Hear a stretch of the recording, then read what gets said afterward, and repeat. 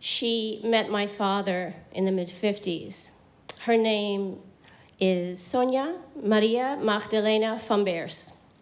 My father was a dancer and later became a ballet and Broadway choreographer. His name is Billy Wilson. My father was dancing in the London company of West Side Story, starring Chita Rivera. And the directress of the National Ballet, her name is Sonia Gaskell, Madame Sonia Gaskell, she saw the production of West Side, and she saw my father dancing, and she invited him to dance as a soloist with the company. My father had actually dreamed of dancing with a classical ballet company, but a little black boy growing up in North Philly at that time, that was a dream that he didn't think would be coming true, but it did, and he jumped at the opportunity. So he left London, and he went to the Netherlands, and my parents ended up dancing together. And they created Ballet Magic together. And I guess I should just show you that this is them, my parents dancing together. My father. My mother actually was pregnant with me at that time. But they made Ballet Magic together and became European ballet stars and had a very celebrated life together at that time. And people were very excited in Europe about this very arresting and gorgeous black and white couple. They fell in love, they got married, and then in 1965 in The Hague, I was born. So now we're into the mid-60s, and the Black Revolution is happening here in the States. And my father, who'd spent a very carefree and just an artist's dream kind of life in Europe for over a decade, felt very pulled to come back here during that time of important change. So he and my mother decided they would make that trip. He would go ahead of her and of me and secure a job, which he did as the director of dance at Brandeis University. So he came back, and then my mother took me until I was just weeks old, very little. And especially since I'm now working on a book about the relationship with me and my mother, over the years I've developed more and more empathy, I think, for what my mother was dealing with at that time. She was a baby ballerina. She was a very protected dancer of the company. That was her life, really, as an adolescent. So she left everything behind. She left her family, her country, her language, the protection of the ballet, and the very celebrated career to follow this black man in the mid-60s to a very racially hot Massachusetts. Brandeis was in Waltham, but they did make that trip. But that's a sensibility that I have to just what she was facing at that time, and then, of course, with this little brown baby in tow at that time. So it must have been a lot. So they ended up in the middle of Waltham, Massachusetts, which at that time was in the middle of nowhere, snow-covered, and spent some time, my father teaching there, until that sort of ran out. I think it wasn't as much teaching as maybe he'd hoped. It was very isolated there at that time, so we all came back to Holland, and then teaching brought him back to the States in '69, and that's when we stayed. So after some time teaching at the Elma Lewis Center, and actually my mother was originally supposed to be teaching as well, but because of what was happening culturally in Boston at that time, they were worried about her with this black and white couple in this center that was all black people with very few exceptions. So my father ended up being the one who was teaching, and then he started choreographing more and more. So the next idea was to create a ballet school and a company of their own called the Dance Theater of Boston. And actually this photo here was taken at the Dance Theater of Boston. Is that true? I'm wondering if that's true. But I did take classes there. I just wasn't very serious at the time, and I kept getting kicked out of the classes. But they had their little school, and they had their ballet company, and they would go to places like the Netherlands Antilles. And at that time, 1970, my brother was born, Parker. And so we would, of course, go with them. And then, and I have very fond memories of that. But unfortunately, my brother was born into the rockiness of the marriage beginning to happen. And I know that my father had some infidelities. I don't know about my mother, and of course, no one can know all of what happens between two people, especially in a marriage or relationship. But it was a very difficult time. As I said, my father was choreographing more and more, and he got a call in Boston if he would be one of the original creators for a children's television show for WBGH called Zoom. So maybe some of you are familiar with the show Zoom. Most younger people that I talk to about Zoom only know of, getting on the computer when we were all in lockdown. But Zoom was a very exciting show with very special kids. It was all kids. And it was about what they did and fun things that they could come up with that other kids watching could do. And I would come with my father and sit on the soundstage in the back. And I just longed to be on that show. But they wouldn't let anyone who was involved in it be on it. So I just sat and pined. But that was a very exciting time for him. He really enjoyed it. The show won a lot of Emmys. In fact, I think year before last, I went to celebrate with the Zoomers, now, of course, my age and older, because they had their 50th reunion, which was really great fun. So he did Zoom. As that was happening and my father was doing more and more, my mother seemed to be sort of drifting. And he got a call from Broadway. And would he be interested in staging a brand new show called The Odyssey, starring Yul Brynner and Joan Diener? And so that's the show that took him to New York and Broadway, and he sort of never looked back. My father choreographed 8 shows for Broadway. He was one of the few black choreographers and sometimes directors to sustain a life on Broadway. 3 of those shows, Bubbling Brown Sugar, UB, and the all-black version of Guys and Dolls on Broadway, all garnered Tony nominations. So that was keeping him busy. Meanwhile, my mother was unraveling more and more, and it became very difficult to sort of live in the house with her. My brother was acting out by sort of banging his head against the wall, and as kids do, and I don't know if they do that in particular, but acting out because of what was happening. And of course, you're talking about the 70s, and not much was talked about, I don't really remember that conversation about we're splitting and this is happening. It just sort of happened, and we rolled with it. So that was the situation with my mother. We had left our wonderful brick brownstone on West Brookline Street. My mother sold that house, and then we were now in an apartment complex, which I just hated. And I tried to spend as much time as I could with a very dear friend of mine and her family. So that meant that they were separated, and we would begin to move back and forth between the two. So my brother and I would go, I don't know, every couple of weeks or so on the plane, and then there were no children, right, in the 70s on planes, not by themselves. And if they were, then you had a stewardess who would sit with you and take you to your seat and sit with you on the flight, and then, very different today. But my brother and I would take those flights, and I think probably that's the time when some of my independence started to happen. And then my parents sat down and talked about what would happen with the divorce. And my mother really surprised everybody, including her own attorney, when she told my father to take us. She said, "You take them." And so my father did. And I was very happy. My father was my everything. This is a photo of my father and I when we were in Positano in Italy, where my parents would vacation a lot. And then you have, well, that's the same one. But my father was like a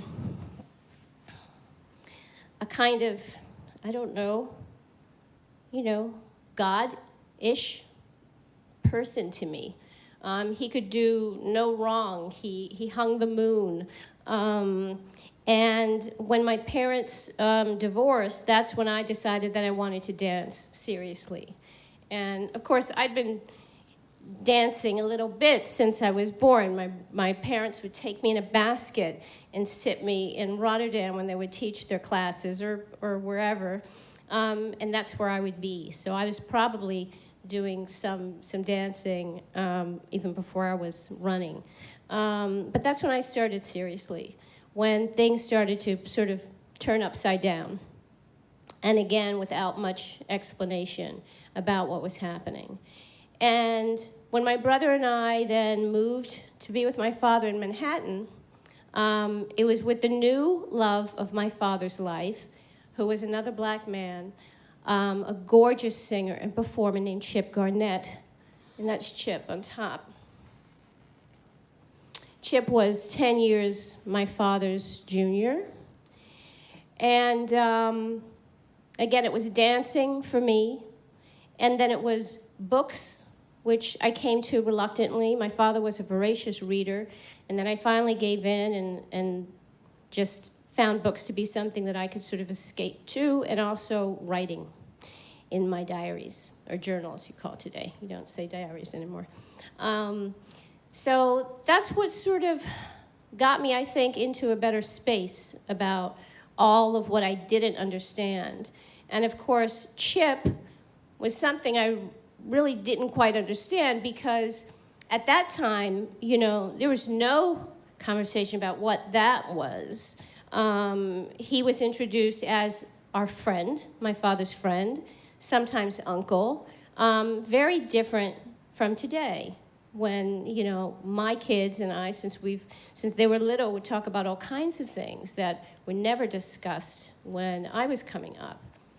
So it was a difficult time, but again, I was happy to be with my father. We had moved to sort of the Emerald City of Manhattan, which I loved. And again, my mother had really kind of lost her way.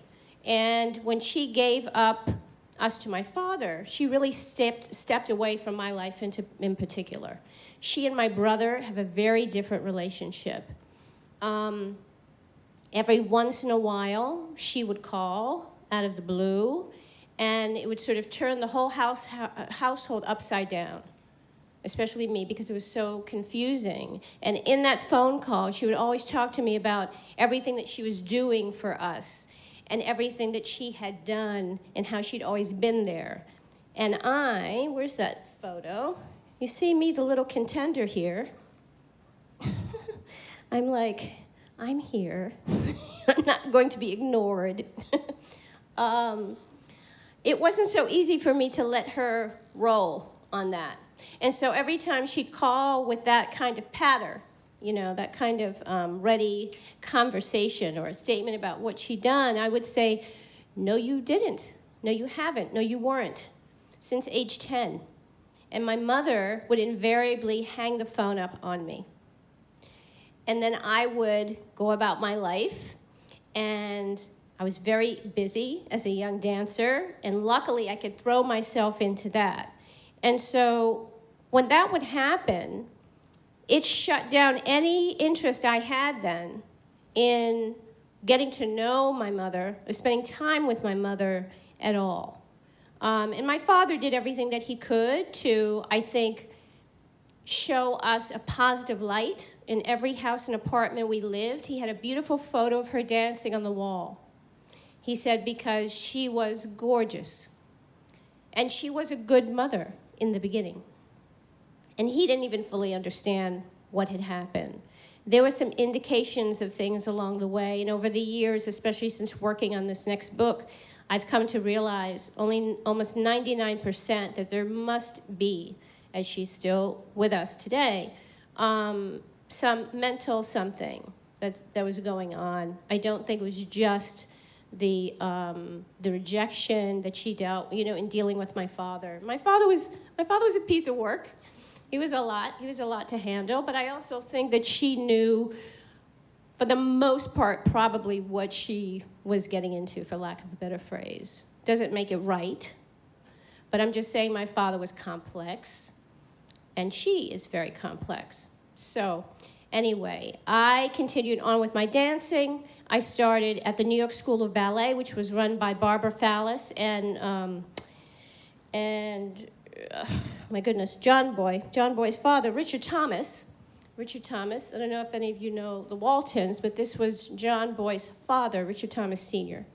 And he was a dancer, and so was Bronwyn, who was their daughter. And that's where I really got my classical base, my technique, at the New York School of Ballet. And it was a gorgeous set of studios, just beautiful, that no longer exist anymore, but they sat on 84th and Broadway. Big, wide open windows all around, and you'd have to go down into the studios to work. And when we were young, I was 11 then, when I started seriously, and my brother was also just a natural dancer, natural. He would do like quadruple pirouettes. He was like 4, 5. And double tourlairs, I don't know if you know what that is, but that's the jump that the men do. They do a single, a double, or triple in the air. And my brother could do like a double tourlaire. It was just crazy. So the two of us, pardon me, would take this very famous class at 10:30. And in that class would be some of the most famous dancers of the time. Cynthia Gregory from City Ballet. Pardon me one second. This is from this stupid pill that I have to take. It makes me cough. Gelsey Kirkland, Sean Lavery. I don't know if any of these people mean anything to you, but these were the premier dancers in New York City at the time. But then you'd also have dilettantes. You'd have people who walked in off the street. And then you had me, who was 11, and Parker, who was 5 or whatever he was. And we would take that class every morning, and Chip would also take the class. And Chip, who, my goodness, you know, he came into my father's life right before, well, it had already been happening, but at the time of the divorce, which was very difficult. You know, there were times when my father was working on whatever show he was working on, and he couldn't even get up to brush his teeth from the stress of what was happening. But Chip was there and came into that relationship with these 2 young children, you know, and all of this difficulty in this divorce, all of this ugliness that happened. You know, there were times when I remember a phone call when my parents were talking, and they had an agreement that my father paid for everything for my mother, including flowers for the house every week. I still have the receipts to show it. And but when we were traveling back and forth, one would pay one way, the other would pay the other way, and that was the arrangement. It was only one of the only things she had to deal with. And one time, I remember a phone call, and my mother basically said, well, if you don't pay for this trip, then she won't go, and they won't go. So this was some of the stuff that happens, right? Sometimes during divorces, and I know that's what was happening in our case. So my father, who already was this sort of, you know, Svengali-like being in my life, just continued to get elevated as my feelings about my mother just continued to just diminish. And actually, I didn't really feel I had a mother. At that point, I'd seen my mother 3 times until recently. That's in 40 years I'm talking about. So very few times, and the less I saw her, you know, the more I just literally blocked her out. So much so that to this day, I don't have any memories of my mother. I have, like, maybe on one hand I can count them. And they aren't sort of the warm and fuzzy memories. I don't understand it. I've gone to therapy about it, and I think, like those other things that are traumatic, we have a way of protecting ourselves. And I guess that's what I've done, because those memories don't exist. It was my way of protecting myself. So my friends, who obviously knew that I had a mother, but knew that it wasn't something to talk about, didn't talk about it. And if anyone brought it up, I would shut it down. And at that point in my life, you know, and I think also generationally, we were so used to, very different from today, we were used to whatever it is you're dealing with, and particularly in the Black community, you deal with it and you move on. Okay, you can feel it, no, keep going. And so that's what we were accustomed to doing. And so I did that, and I did that really, really well. So while I was dancing, my brother had found the streets. That was the thing that he gravitated toward, and had a lot of trouble most of his life with all that talent, so much talent, and so funny. One of my daughters is here. She has a lot of his humor. So I continued to dance very seriously.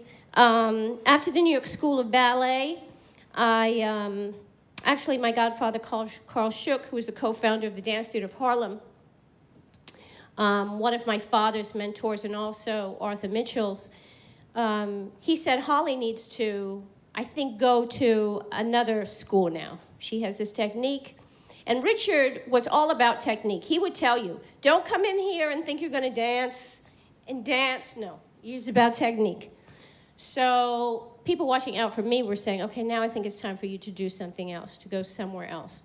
So I was 14 when I joined the Dance Theatre of Harlem as an apprentice to the company. I was the youngest at the time. And it was quite an experience, even though I knew about dance theater, because these were all my father's contemporaries, Arthur Mitchell, Alvin Ailey, what have you.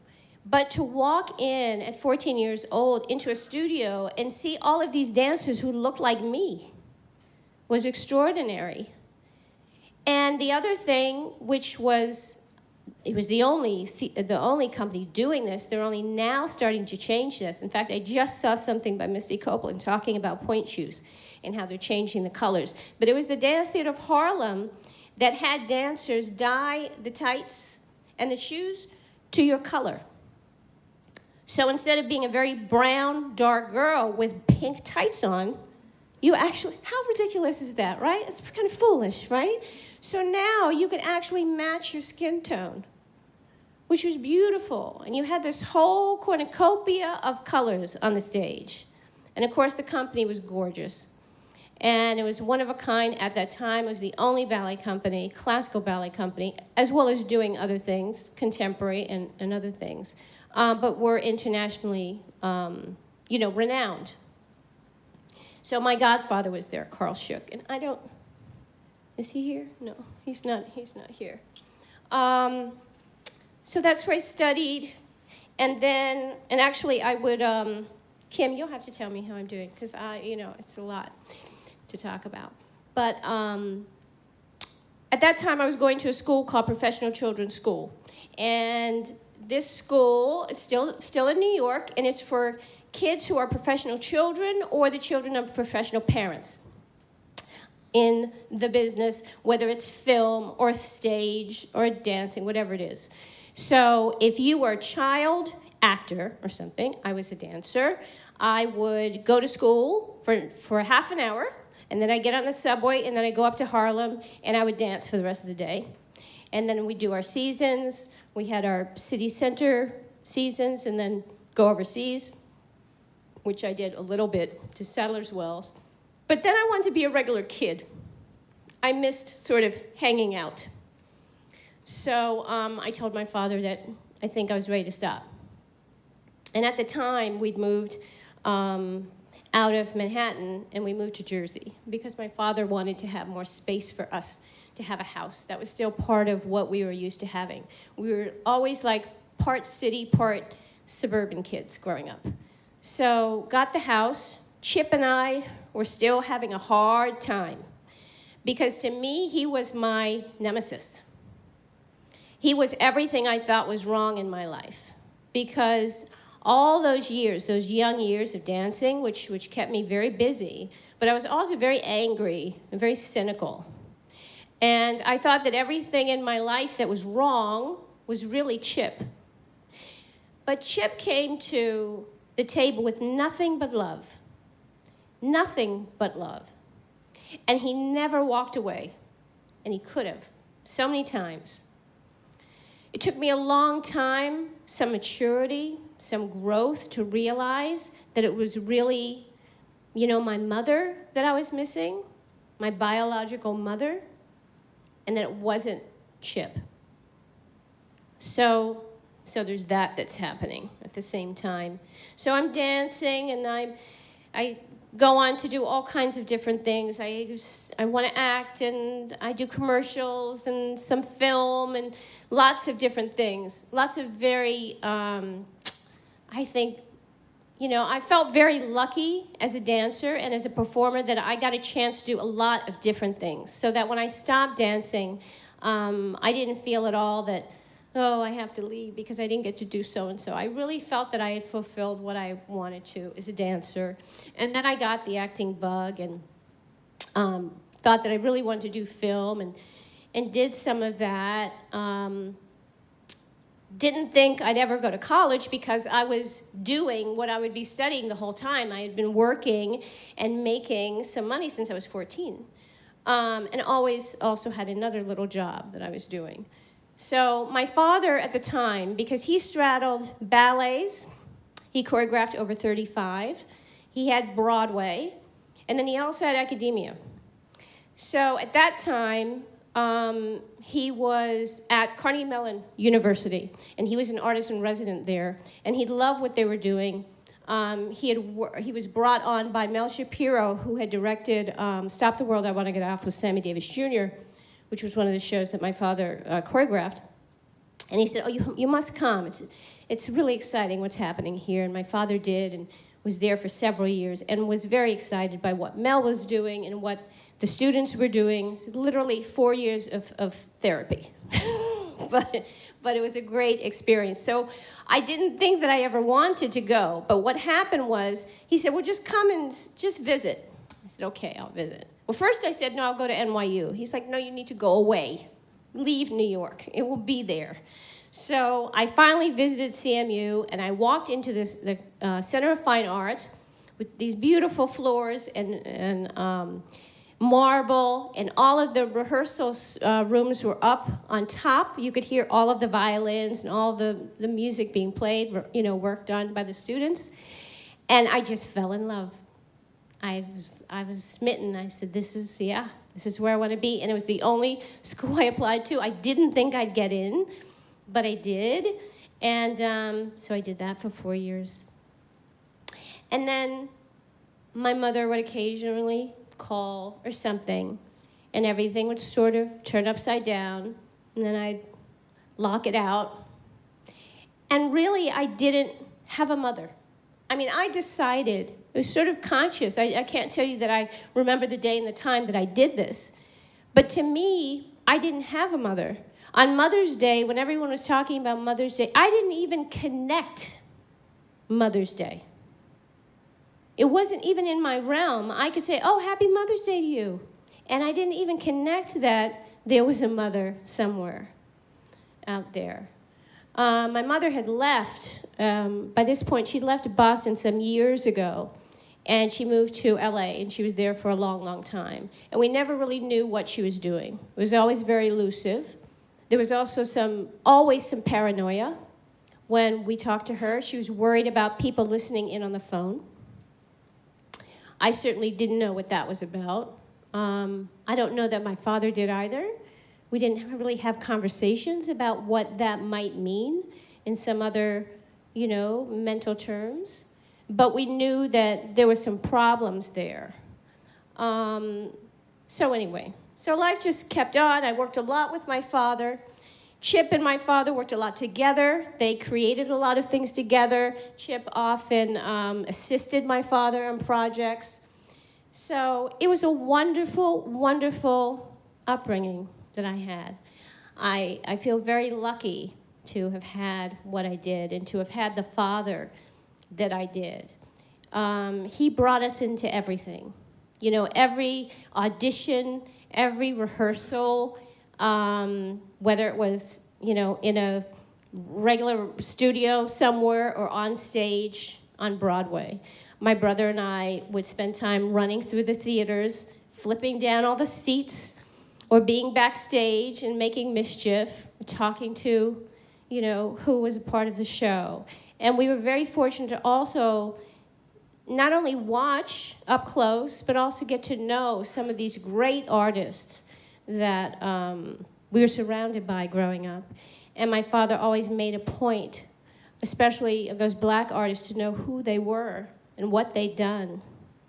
And that these are the people whose shoulders you are standing on that came before you, especially since I was in the performing arts. It was very important to him. And a lot of times he'd work on me. He'd take me and say, oh, I'm doing this, let me see, does this work? Can we, pas de deux, do something together? And it was wonderful. So fast forward to all of this work. At one point, after I graduated CMU, I decided I wanted to be in Europe. And by the way, my father had brought us over the years to Holland, so we would have that connection and have a little bit of that language. Although as young people, you don't want to be different and speak a different language until you get older, and you're like, oh, I wish I could speak that language. But I did sort of try to hold on to some of it. So we had that connection. And then I left CMU, decided that I wanted to spend some time in Europe, as well as Broadway. My father also had hit shows running in Europe, in Amsterdam in particular. So I told him I was going to take some time and maybe go to Paris or Italy and see if maybe I could get some work dancing there. And he said, well, A Night at the Cotton Club was the show he had in Amsterdam at the time, and he said, if you want a job, because he was about the job, you want a job, if you're smart, we need an understudy for one of the leads, and if you want, I can create something for you so that you will be dancing every night. So you don't have to wait until the lead gets sick to go in, which she never did. So I took that job and went to Europe. I fell in love the first time. I eloped like my parents the first time. And then the marriage started to fall apart. At this time, Chip had unfortunately, because he'd been very devastated by some things that hadn't gone the way he'd hoped. And he was a phenomenal singer. I was actually standing there in the wings thinking, why didn't I play this for you all? Because he really had such a special, special quality and voice. And he was beautiful, so beautiful. Anyway, and by this time, by college, then Chip and I are really finding our stride for the first time. And I'm realizing how lucky that we've been. And there was a moment when I was much younger, I think it was maybe my freshman year, and I was in my bedroom, and I was crying uncontrollably, that kind of sobbing. Crying. And my father stopped in my doorway and he said, my nickname is Holly, short for holiday. And he said, what's going on, Holly? Why are you crying like this? And I couldn't talk. And so he came into the room and he sat down on the bed and he said, come sit. And in my mind, I remember, because I'm packing and I'm pacing back and forth, packing to go back to college and trying to just say, don't ask me, don't ask me, don't ask me. And so finally I sit down by him and he says, so what is it? And I said, I just feel like I'll never find someone, that I'll be alone my whole life. And he said, oh, that's not going to happen. You're going to be in love so many times. They would say, I have to knock him away with a stick. You've heard that phrase. And he said, so don't worry about that. And I said, but I could never, what did he say? He said, but there's something else. And, he said, why do you feel that way? Why do you feel that way? And I said, because I don't want to explain. And he said, explain what? You and Chip. So he said, well, you know, I can't really pretend, I can't apologize for my life with Chip. Chip has loved you and loves you and your brother like his own children. And he's the person in my life. So I can't apologize for that, but I think you might just consider how much he's been there for you and for us. And so that was really all. And I kind of put it in my pocket, and somewhere along the way, it started to make more and more sense. And that's when I began realizing that the mother was sort of there in the wings, you know? But for me, every time she reappeared, the best thing I felt was to put it away. I felt like my life was better without her in it. Because every time she re-entered in a cameo, it turned me upside down. And she actually continued to, well, let me not get ahead of myself. So I was telling you about Chip and how he was disappointed. Well, Chip ended up having a nervous breakdown in Europe. And my marriage was pretty much done. So I knew my father would need my help. So I came back to the States to help him with Chip. Chip was diagnosed as being bipolar. And that's a story unto its own itself. That's a huge story of how difficult that can be. But while they were trying to figure out Chip's levels for his medication, he was on a call. He was in Rice 5 at St. Vincent's Hospital, which actually no longer exists anymore. And he was on a call there. He had a phone call to us, and my brother and my father were on the phone call. And it was on that phone call that he shared in a manic state that he and my father had been HIV positive for 10 years. Now, 10 years at that time was unheard of. I mean, my father had an address book where alongside all of these names were stars of people in the performing arts who we lost to AIDS. And people weren't surviving AIDS. So we knew that now. Chip was in the hospital. He finally succumbed to full-blown AIDS. And 6 months later, my father did also. 6 months later, 6 months between the two of them, I lost them both to AIDS. That was in '94. So my mother was still there, and she's still here today with us, but she now is back in Arnhem where she grew up. It was after my father's death that Arthur Mitchell, who I mentioned was the founder of Dance Theatre of Harlem, he was there in the hospital the night that my father passed. My husband, Byron Stripling, who's sitting back there, was in the room. My brother Parker was there, and a dear friend, Lorenzo James. And I lived at the hospital while my father was ill. And actually, it was Byron who would come and take me and make sure that I ate at that time before we sort of realized that we were in it for life. But I was outside of the room, just kind of hanging out on the wall, and Arthur, Mr. Mitchell, was out there with me too, and he said, "So Holly, what are you going to do?"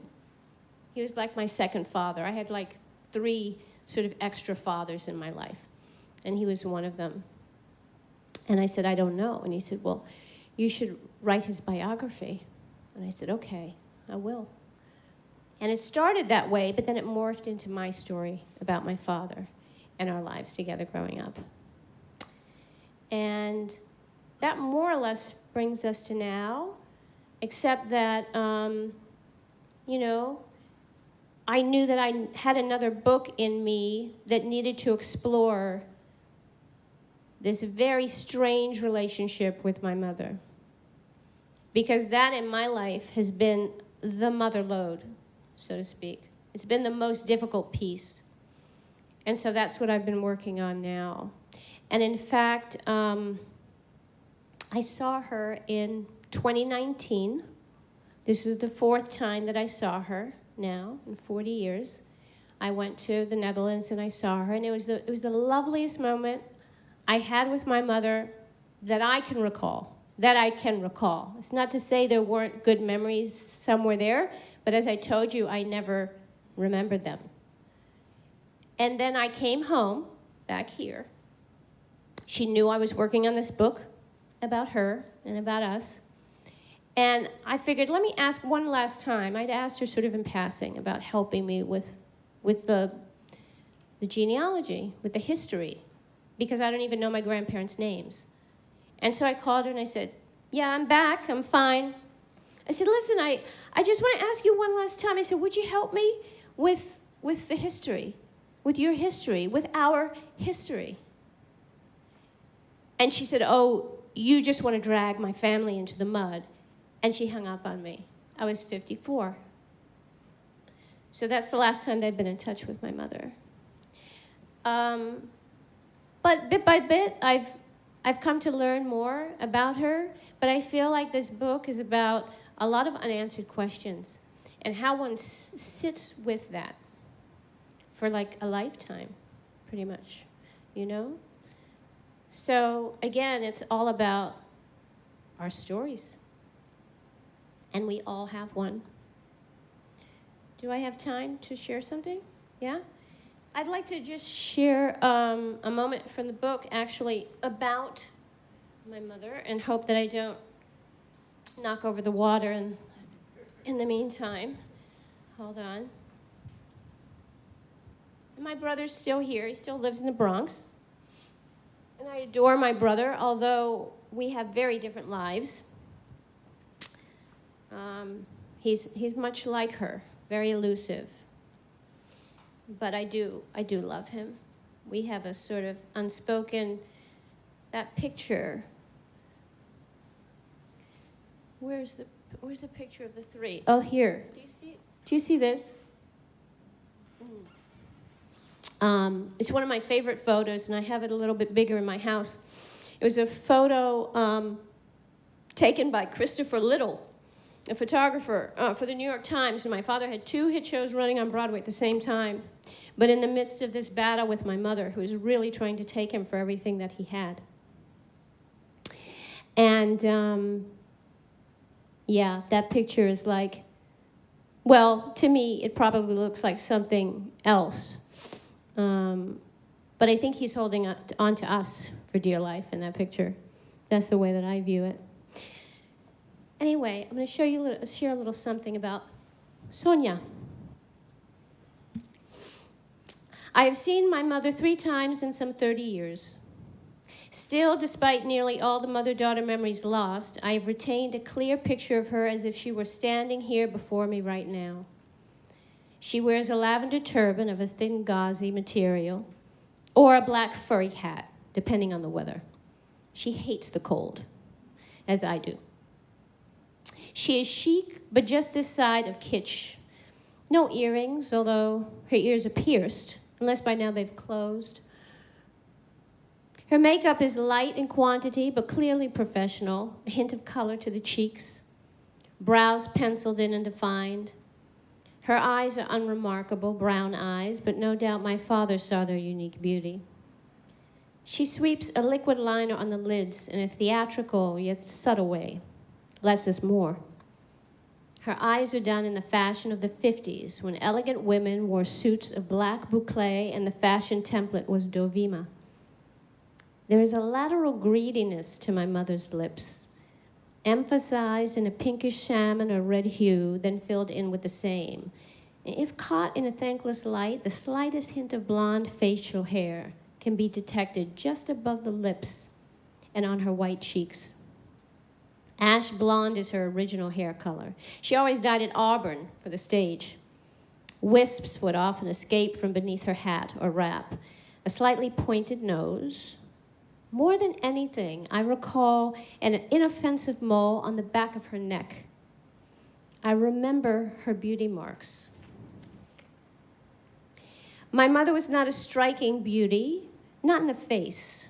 Her face was and is pretty, but her beauty, Her sex appeal is in her carriage. The unmistakable grace of a great dancer. How she glides from this place to that. How her small head is delicately balanced atop her swan-like neck when she responds to you. It is in the way she crosses her legs, and also in the lyrical adagio of her effortless gesticulations. Since the last time I saw her, she remains in my mind, graceful and lovely in this way. Always standing out in a room and parting a way where there was no way before she walked in.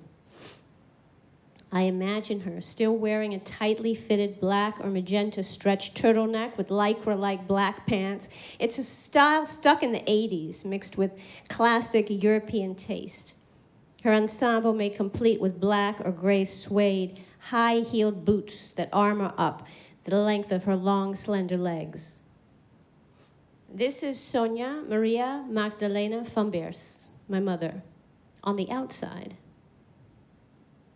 What I felt about her on the inside is a much more varied and complicated story. She was what they used to call a baby ballerina.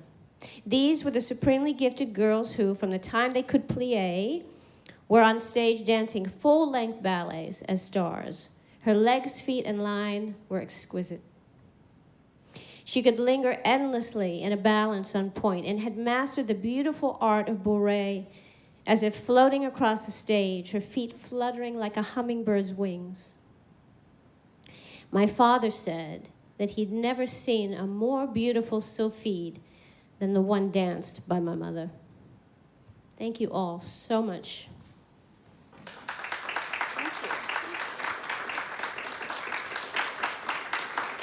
Well, great. I know you have some questions. I have some questions for Alexis as well. So I wanted to point out that you started your presentation by giving your mother the grace to understand her perspective. So Alexis mentioned that she understood that her mother had come from a different country, didn't speak the language, all of that. And I'm wondering, how many years did that take to come to that point, to give her that grace? I would think a long time. It'd take me a long time. It did. It took a really long time. I'm trying to think. Well, I know one thing. So, you know, this first book I published 2013, I think. And so for 2 years, I was just speaking nonstop for this book, you know. And I think in the course of the speaking patter that we call it, or the monologue, you know, that I create, loosely, as you can tell, I think more and more I would think about her and the need to just acknowledge something. And I know that in those other events that I'd have, I usually say, regardless to what she may or may not have been later, but as I've been working on this book about her, I think that my empathy has deepened. It's complicated. It's very complicated. And I think that we don't hear enough about this dynamic that happens with the mother leaving. It's one of those, I think, really taboo subjects, because we like to think of women as first mothers, all of them, and then perfect mothers. And I don't know that all women need to be mothers. Not all women want to be mothers, and that's okay. And even with all of the wreckage that happened in the course of my own life, and we all have, I know, our own bits and pieces of wreckage, I wouldn't change any of it. Anyway, that's a long answer to a shorter question, but it took me a while. I had the unique experience to read this book before I knew Byron and Alexis, and then I reread it after I knew both of them. I worked with Byron at Jazz Arts Group, and I was struck, and you have to get a copy of the book if you don't have it, by the way. It's excellent. I was struck by how vulnerable you were. You know, you share it all, and I think that's very brave. Throughout the presentations, was there ever a time where you thought, I've shared too much, or this is so emotional. It's so, did you ever have times during your presentations where you were brought to tears over the many times you shared it? That's a really good question, because I'm realizing right now, before I left to come here this morning, I said to my husband, I said, it's going to be interesting when I get a chance to create the pattern that goes along with the next book about my mother. And as you were asking that question, I could feel the tears. You see, you can hear it. That's going to be interesting to talk about that. In the past, up until now, the tears usually came, or at least that feeling. You try not to it's okay to have tears, but you always want to be controlling them if you're speaking to someone. Otherwise, it becomes a whole in-treatment session that no one's paid for. But it was usually about Chip. Obviously, my father is my heart, but that feeling of, and I don't believe too much in regrets in general. I believe in choices. But there is a sadness that I had for so long. I finally let that go about Chip, just because so much time went by. I had to grow up a bit. I had to mature a bit. My father had to sit me down at one point and say, I'm not liking you right now. It broke me. Not love you, not like you. And it was because of the contention that was constantly happening in the house. Not too dissimilar to another woman. It felt like we were both vying for my father. So it was Chip, and it'll be interesting to see what I feel when I'm talking about my mother, because it's still very much there. Ask my husband, he knows. Yeah, it is. I feel like I learned a lot about Chip, again, having read the book several times, but I thought the most significant was you described sort of the misplaced anger with Chip, that it wasn't about Chip, right? It was about other things. No, it wasn't, but I was a child, and a child at a time where, again, these things weren't talked about. My father and he was my best friend. I talked to my father every day. Whether I was here or living in Europe, whatever, we talked every day. So I lost my train of thought. That's the 80s. That's a decadent drug. My daughter's not hearing this right now. It's what happens. The mind kind of goes. But what was I saying? What was I just saying? Someone tell me. Chip? What about? And just the misplaced. Oh, the misplaced. Yeah, I wasn't able to understand that that's what was happening. I just knew that we were, in one moment we were all together in this, I thought, happy family. And then the next thing you know, we're moving. My mother's not coming. We're in a completely different place with my father. Okay, that's great. I know I'm safe, But then, who is this man? And my father would explain how important Chip was. And as I got older, then that would become a little bit more transparent and honest. But past that, I sort of had to figure it out on my own. And how brave and how in love Chip was with my father and with us to deal with me. Because I was not easy. Right. I deal with a child that was going through incredible heartache. Yeah. And a confusing time. Yeah. That was amazing on his part, because like you said, he could have left at any time. He could have, absolutely. And I gave him a real run. I really did. I'm not proud of that, but I also recognize where I was in my young life at that time. There's no way that I could have been expected to understand. Well, that's grace too, right? Is to look back upon yourself and say, oh, I was such a young woman. I didn't understand the world, and I didn't understand these misplaced emotions. That's the other part of the grace, I think. Yeah. One more serious thing. We said we were going to start with something light, and then I went right into it. But thinking about the time that all of this was happening, we weren't speaking about mental health. A same-sex relationship was very taboo. That's all complicated, and it's interesting to think, how would that be different today when, we all talk about going to therapy, and we all talk about, we all have people have partners, and it's very, very commonplace. It's interesting sort of perspective on the story if it had taken place today versus so many years ago. It would be a totally different story. But, listen, this is also, we weren't in Missoula, Montana. We were in New York City in the arts. Right. And all of my friends were either in the arts, all of the men, because I gravitated to men. This first book was dedicated to men because they were the ones who had my back. My issues were with women, and that sort of progressed a little bit. And to this day, I tend to be a little cautious. But... God, what's going on with my brain, guys? It wasn't unusual in New York City. Right. It wasn't unusual. So that it was still, we were in a context that you'd say, well, it's easier, right?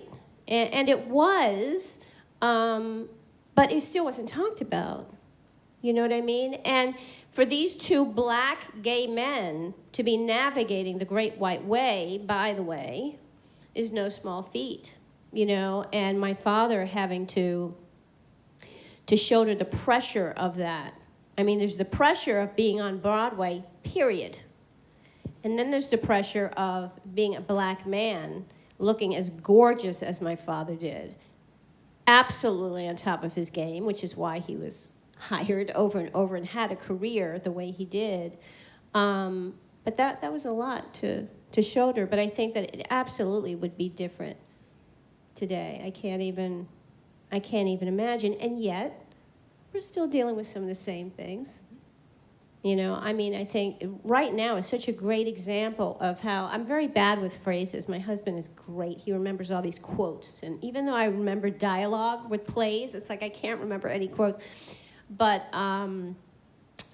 it's that feeling of 6 steps forward, 3 steps back, however it goes, right? I think today is sort of the quintessential example of what's happening as technology is zooming us forward and everything else. But yet there are things, look at Supreme Court, things we're dealing with right now that we never thought we'd be dealing with at this time. Racism, so, I don't know, 6 in one half a dozen in the other. One thing you didn't say, I've seen Alexis do this presentation several times, and one thing you didn't talk about that I've heard you say before is, of course, God would give you daughters. Of course. Of course. Yeah, it's an interesting story, and I feel like I always have to apologize to my daughters. My oldest, she's not here in Columbus anymore, but Paloma's here, because they've heard me say over and over again, I always thought I'd have sons. I did. And I guess I always wanted them only because, Paloma, only because they were, it's the devil, they were the ones that were, I got and I hung out with. But of course, I had these 2 daughters and not a beat, I don't think, was skipped. I don't know how that happens.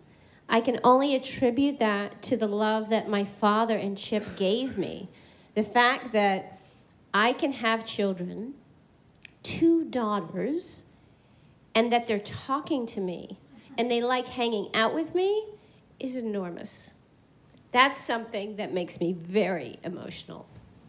Rightfully so. That makes a lot of sense to me. Yeah. I have one last question, a little bit of star questions. So you mentioned Gelsey Kirkland, you mentioned Alvin Ailey, Arthur Mitchell. Were there any times that you now look back and say, wow, those classes sounded like one of those moments? So not a class, but actually I was just talking to Byron the other day. Sammy Davis Jr. came up, and that was a memory that I'll never forget. Yul Brynner was another, but, watching my father watch Sammy was really exciting. because my father, and it's not in this, no, it's not on there. I have a picture of it, though. He was like a little kid looking up to this talent, this enormous talent. And I have such a vivid memory of the studio, because they did a film version, which was, I never saw it, but I heard it was awful. My father said it was really awful. But we were in LA, and we were in this huge, it's almost like a hangar rehearsal studio. I don't know what that was. It was because of the film. And so he came in, Sammy Davis Jr. came in. We'd already, seen him and the whole cast and everything for the show. It was a limited engagement at Lincoln Center. But for this particular project, I just remember he came in to rehearse, and my father, you see them at the table, the creative team. My father, the producer, Mel Shapiro, who directed it. They're all sitting at the table, and Sammy comes up, and he's wearing these little funny pants. He was so little, with a kind of a big head, and he had this long T-shirt that kind of came down to his knees.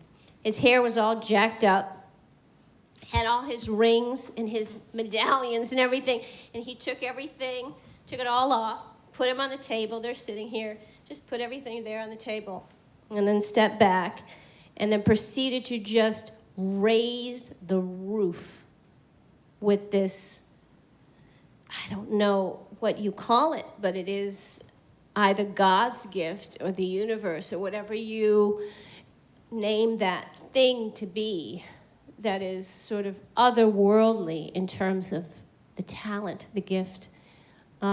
So I feel very lucky, and I know my brother does too, that we were exposed to those kinds of moments. Very special. That's extraordinary. I love it.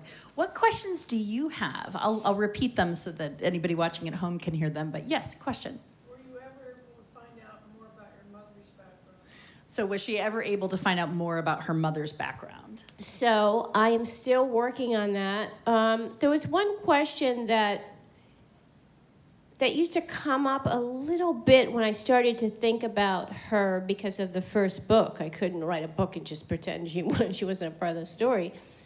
And then it grew as I got into writing this book now.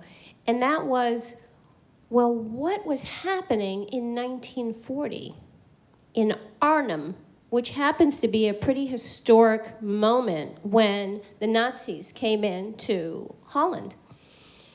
And I came to discover that my grandmother, and my mother was either just born or she was 5 years old. And they were hiding my grandfather, who was Dutch and not Jewish, I don't think. It's just the fear of whatever, the fear of unknown. And as a man, a strong man, would he be taken? And so they hid him in the kitchen under the floorboards. And when I heard this story, which came up in the most random way from someone who knew both my parents, I was annihilated by that story. So that's one small piece. But that's why I say it's really a book about so many unanswered questions, because there's still so many things that I don't know. And I'm still trying to find pieces, that connect to make more sense to me. Yeah, thank you. Paloma. Do you think your daughters will ever meet your mother? She asked if Alexis thinks her daughters will ever meet her mother. Well, let me get out my crystal ball. So I told you what happened the last time I saw her. And I mean, each time I've had a moment in my life with my mother, whether it's on the phone or seeing her, and there are other stories, I just, it can go on and on, so I didn't want to hold you here, but it's never been good. And so at this point, with my youngest being 22 and my oldest almost 25, I'm leaving that to them, up to them, to decide for themselves.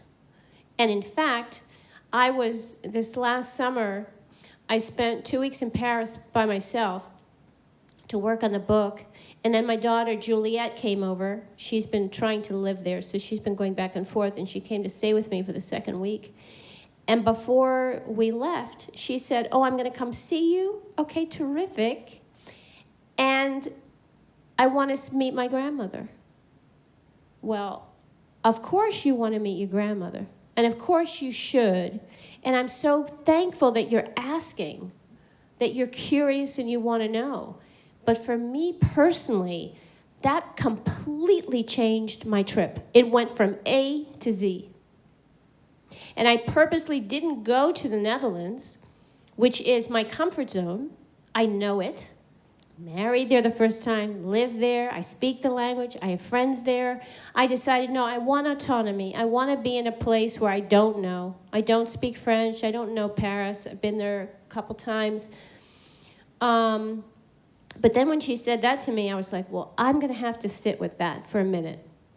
And at first I thought, maybe I'll come with you, but I don't know if I'll be in the room. And because these moments that happen, I'm out. In the past, I've been out for like a couple months, just rebounding, especially as I've gotten older, and now I'm doing this book, so everything's right here, it's right there, and it just turns my world upside down. And you go, how, at this age, is this still happening? But of course, that doesn't matter. Anyway, she understood, she was disappointed, I was sad, because here we go, it's the next generation that this is happening, because what I didn't say to you was that I did reach out to her to say, Juliet would love to meet you, and the phone disconnected. Well, I gave her the benefit of the doubt, sort of. Anyway, anyone I told the story to said, come on, we know what happens all the time. And I thought, well, maybe. Called her back, phone rang. Juliet tried her, phone rang. Even Paloma tried her, phone just rang. So that was kind of devastating for her to be feeling that. And she said, Mom, I realize you've been going through this your whole life. I'm like, yeah, I'm sorry. So we'll see, Paloma.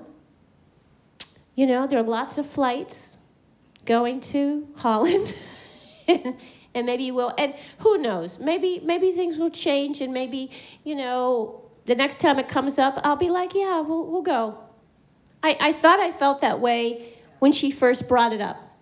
I thought, okay, I'll go. Anyway. Good question, Paloma. Good question, Paloma. Clay. We'll see. Yes. Alexis. Yes. Besides you, your brother, and your father, did Chip have any family or friends that were part of his life? Yeah, he did. He had a pretty big family because I think he had a few different fathers. And I know that it was difficult for him growing up because he was the oldest. I think he was second or oldest, I think. And so maybe the oldest son went off, and then he was left to deal with a lot of helping the younger children. So he was already from the get, he was like a caretaker in his family, because that's who Chip was. Chip was really a caretaker. He was a natural performer. He was crazy, crazy talented. And of course, friends and all of that. But interestingly, he was also the kind of person that you either hated or you loved only because he was good at everything. He was one of those people. You know, math and a performer, like that in itself to me is just remarkable because that part of my brain never even turned on. But he would create a line of robes, beautiful, lush robes that he sold to Bendel's and Bloomingdale's. He was a phenomenal gourmet cook, like my godfather, Carl Shook. He would make clothes for Parker and I. And every birthday he would bake me a fresh strawberry shortcake. every birthday. So you either loved him because there was a lot to love, or you hated him because he was so good at everything he did. And it was that thing that when he went to Europe, because he went into the show that I later left, A Night at the Cotton Club that I mentioned was in Amsterdam.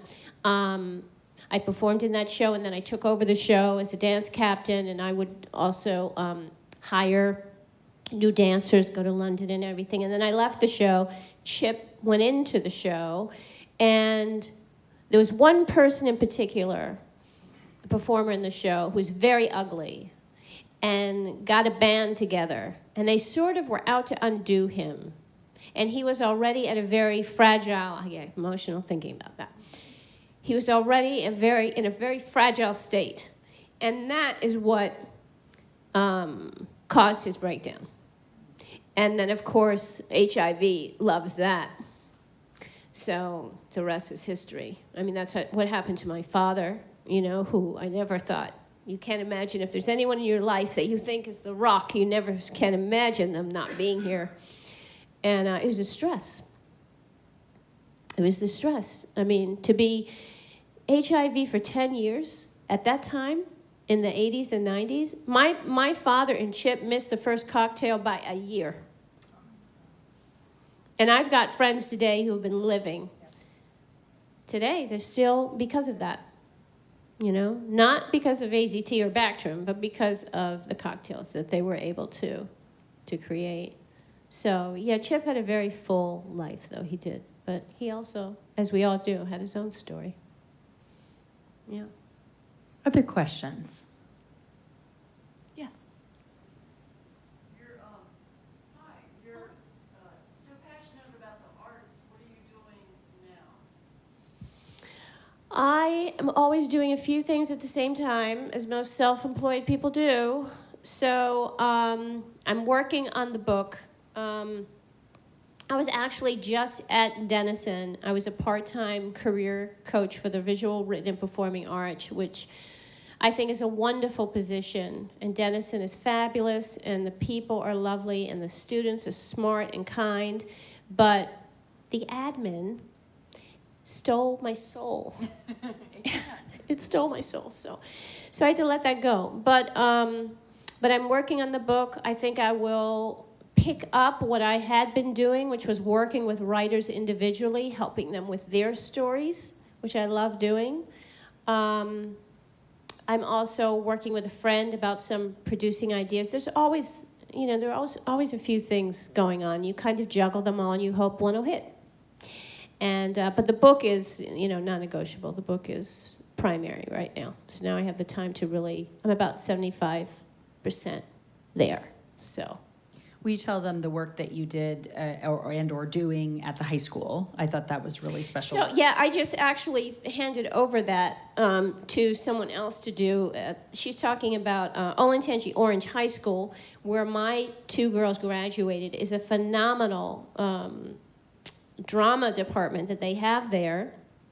And in the middle of COVID, the head of that drama department, she reached out to me and she said, "Would you be interested in?" I've always been trying to get more Black students and students of color into the theater, and she said, "Would you be interested in directing something?" And I said yes, as long as it has legs and has some longevity and won't be a one-off while everybody's feeling this moment of largesse and caring about what's happening. So she, true to her word, and created me together with the first students that I had. I had 6, and we created the Out-Loud BIPOC Theatre Collective, which is a part of their drama department, but is specifically for BIPOC students. And I created a play for them each year originally, and it was terrific. But I just felt after a few years I was ready to sort of hand that off, and so I've found someone who is continuing on, and he will be putting up the first production, when is that? Maybe February? Yeah, so I'm looking forward to going there. But I did love that work. Yeah, so a lot of different hats. Other questions? Okay, wonderful. Oh, yes, Byron.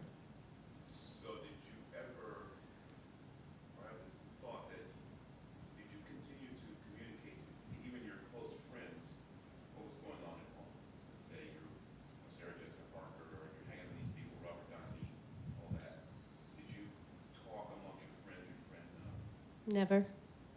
So the question was, did you share with your friends what was happening as this relationship was unraveling? And Yeah. No, never. That was the thing that when I was grappling for what I had said and where I was thinking about how, especially the male friends that I had were predominantly gay. And so who better to share, what your particular family life is going through. One of my best friends, Jamie Levy, who lived in Englewood, because we moved out of the city and moved to Jersey in Englewood and then Teaneck. But in Englewood, which is where I finished high school, a public high school, one of my best friends, Jamie Levy, had 2 moms. We were best friends. Did we ever talk about it? No. I mean, we're still connected to this day, and we can't believe that was not something that, can you imagine how much that could have even brought us even closer together at that time if we were able to just acknowledge that. I mean, it's crazy. She knew I had 2 fathers. And Can you talk about it now? What's that? Can you talk about it now? Oh, of course. Oh, yeah. Yeah, sure. But then, no. Never talked about Chip. Never talked about my mother. Never. I don't remember ever missing my mother. Pining for her. Never. Now, is it somewhere in the deep recesses of my being? Probably. But I have no recollections of anything that have to do with that at all. I just think it's extraordinary that you did not recreate the pattern, right? That you are so close with your girls. You have an incredible relationship with your girls. My mother was raised by a mother who was very cold, very distant. My mother was not like that at all, and I think it's extraordinary for you to not continue that. That's excellent. Yeah, I think I'm full of these little quotes today that I don't typically have. I think that's the gift horse one.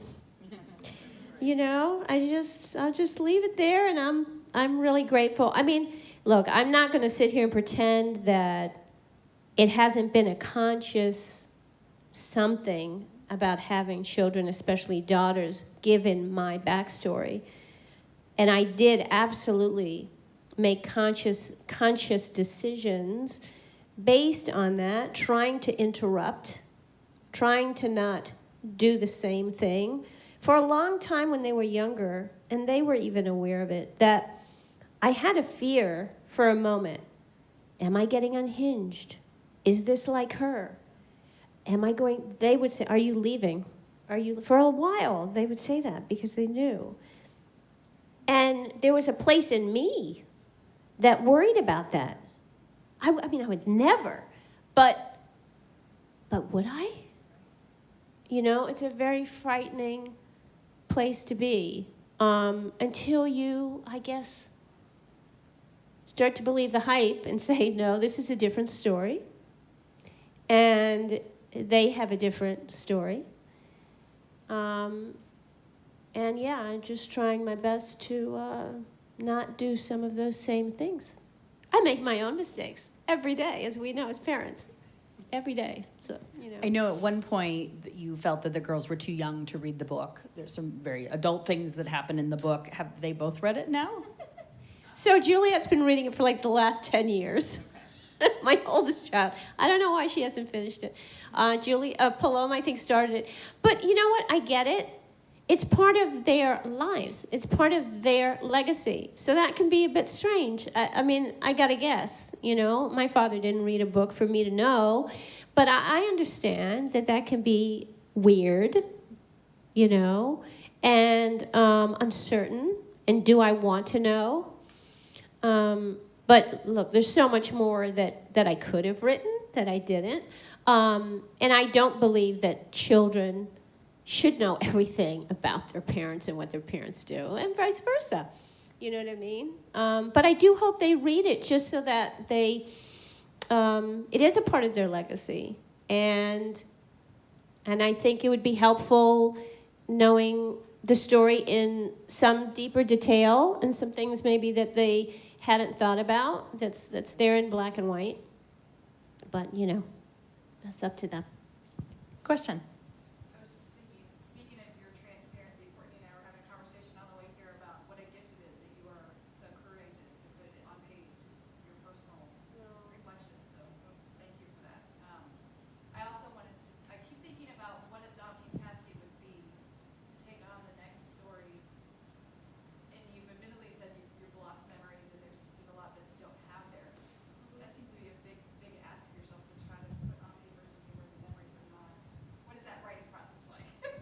So she commented, yeah, exactly. She commented on the difficulty of taking on the task of this monumental, difficult subject. Yeah, it's kind of sadomasochism is what it is. I mean, I keep asking myself, well, why do you feel like you have to do this? And I just do.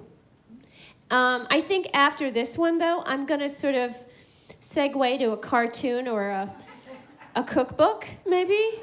That would be funny since I don't really cook anymore. But I don't know. I think I decided, midway into writing the first book, which took me 10 years, and I'm clearly not a sprinter, that I was either going to put it out there the way I, deem sort of fit and appropriate, because like I said, it was not a tell-all in that sensational kind of way. I have no interest in that. But I did try to be honest, and I'm trying to be honest with this book, and it is blood work. It really is, and that's why it takes me a long time to get this out. I mean, my family can tell you. I sit down and I write, and sometimes, depending what it is, I've got to push away. And it could be a couple days or it could be a month, depending on what it's hit. And then having to get back into that process again, Yeah. With this book, is your brother's memories involved with that or part of it? I'm glad you asked that question because I have to remind myself that I need to do more of that with my brother. We're so different. And yeah, I want to do more with that. We have such a different point of view about things. He was 5 years old. So the experience of mommy is very different, from 5 versus 10-year-old. And I get it, I get that he wanted his mommy. And so he has kept a latch and that connection, and good for him. I'm glad that there's something that exists for them. But I have a different story about it, for myself. So, yeah. Yes, Courtney.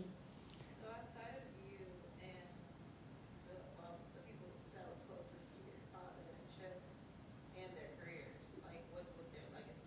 What do you think their legacy has been on other people and their industries? You mean the effect, say, of my father on artists? Yeah. Tremendous.